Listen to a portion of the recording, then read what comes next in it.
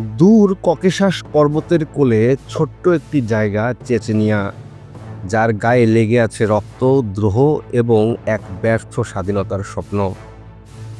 সাল 1991 থেকে 1994। সোভিয়েত ইউনিয়নের পতনের পর গোটা রাশিয়া জুড়ে ছড়িয়ে পড়ে বিশৃঙ্খলা। অনেক প্রদেশ আলাদা হয়ে যায়, কেউ কেউ স্বাধীনতা ঘোষণা করে। চেচনিয়াও পিছিয়ে ছিল না।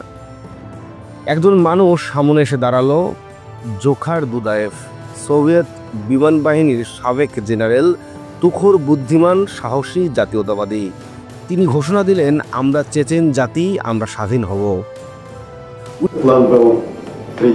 1991 সালে তিনি নিজেকে চেচেন প্রজাতন্ত্র ইচকেরিয়ার প্রেসিডেন্ট হিসেবে ঘোষণা করেন। রাজধানী গ্রোজনিতে তোলপাড় শুরু হলো। মসজিদে মসজিদে আল্লাহর নামে শপথ, আর রাশিয়ার চোখে ছিল এটা বিদ্রোহ।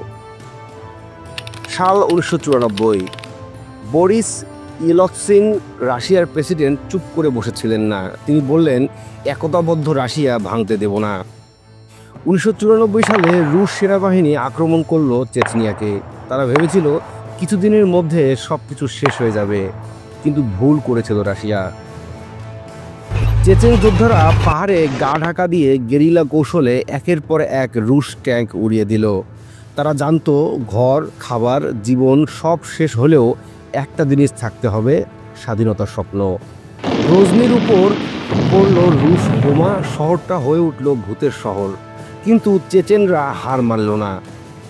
1996 সালে এক চুক্তি হলো, খাসাভ-ইউর্ত চুক্তি। রাশিয়া সেনা সরিয়ে নিল। প্রথম চেচেন যুদ্ধ শেষ হলো, কিন্তু এ ছিল কেবল বিরতি, শেষ নয়। সাল 1996।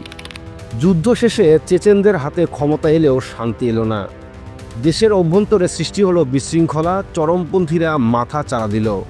কেউ কেউ বলল, আমরা ইসলামিক আমিরাত বানাবো। এ সময় চেচেন নেতাদের মধ্যে মতভেদ বাড়ে।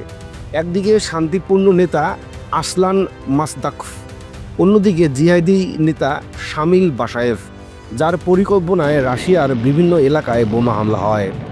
রাশিয়ার জনমনে আতঙ্ক ছড়িয়ে পড়ল। সাল 1999। 1999 সালে এক নতুন নেতা আবির্ভূত হলেন রাশিয়ায়, ভ্লাদিমির পুতিন। তখন তিনি প্রধানমন্ত্রী। তিনি বললেন, চেচেন সন্ত্রাসবাদীদের মেরে ফেলবো, যদি দরকার হয় পায়খানা পর্যন্ত গিয়েও। সেই বছর চেচেন বিদ্রোহীরা পার্শ্ববর্তী দাগেস্তানে হামলা চালালো এবং রাশিয়ায় কয়েকটি ভয়ঙ্কর বিস্ফোরণ ঘটল। রাশিয়া দায় দিল চেচেনদের।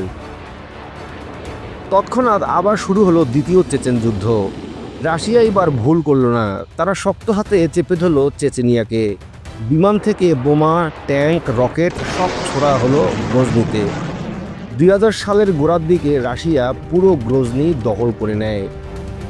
চেচেন বিদ্রোহীরা পর্বতে পালিয়ে গেল, সেখান থেকে গেরিলা যুদ্ধ চালাতে লাগলো।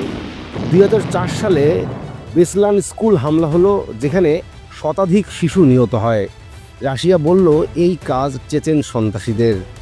পুতিনের কঠোর নীতিতে একের পর এক বিদ্রোহী নেতা নিহত হয়। জোখার দুদায়েভ 1996 সালে রুশ ক্ষেপণাস্ত্রে নিহত হন। শামিল বাসায়েভ 2006 সালে এক অভিযানে নিহত হন। আসলান মাসদাকভ 2005 সালে নিহত হন। রাশিয়া এবার এক নতুন কার্ড খেলল। রামজান কাদিভ নামের এক প্রাক্তন বিদ্রোহীকে নিজের অনুগত বানিয়ে দিল চেচেনিয়ার প্রেসিডেন্ট। কাদিভ রাশিয়ার প্রতি অনুগত থেকেও একদম স্বৈর শাসকের মতো চেচেনিয়ায় শাসন কায়েম করেন। 2009 সালে চেচেনিয়া ঘোষণা দিল, সন্ত্রাসবাদ দমন শেষ।